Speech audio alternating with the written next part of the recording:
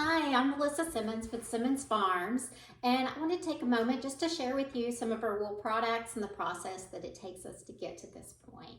So a couple weeks ago, we sheared some of our Suffolk sheep, and we end up with a nice large amount of wool. We go ahead and wash it after that. When the wool is first sheared, this is what it looks like. So we have some long fibers here, and the fibers are going to be full of hay and things because, you know, the sheep have been wearing this for a year. We shear only once a year. After we do that, we go ahead and wash the wool. And so we have washed wool in here, and it's like this, just cleaner, okay? The next step is I go ahead and I take that wool and I put it in a nice drawstring bag, and then I hand wash it all real well. So I'm squeezing it to get the lanolin out. It comes out like this, and so just some nice, clean, tight fibers. So from here, then we do something called carding. So it's where I take these two tools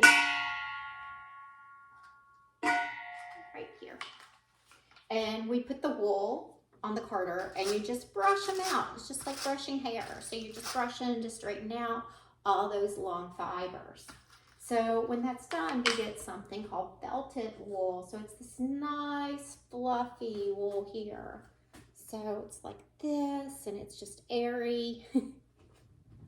This is what we use to make our products.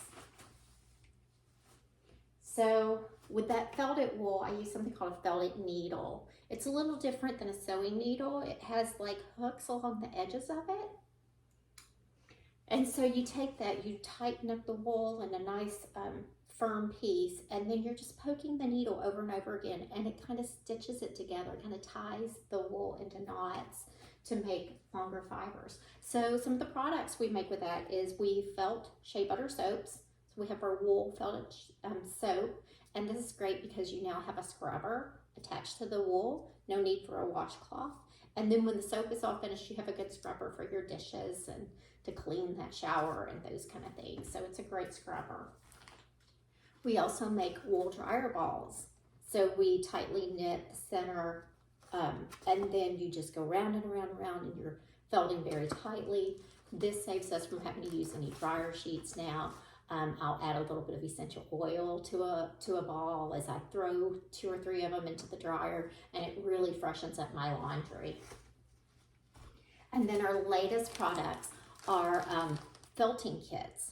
So these are a DIY. I go ahead and put the felt in the bag with instructions, a needle. This one even comes with catnip because it can be used as a cat toy as well. This is a wool felted mouse that hopefully you'll start seeing out in the market soon. We will have it here too. And so anyway, I hope you enjoy our wool and you get to experience some things. Oh, one other thing I didn't add to this is that we have bird nesting kits with our wool too. So we take a wire container, fill it full of the wool, and so the birds can just come along, pick some out. We use the raw wool that hasn't even been washed for that, and you can buy that in bulk from us. All right, you guys, have a great day, and thanks for stopping by in our wool shop. Take care. Melissa Simmons with Simmons Farms.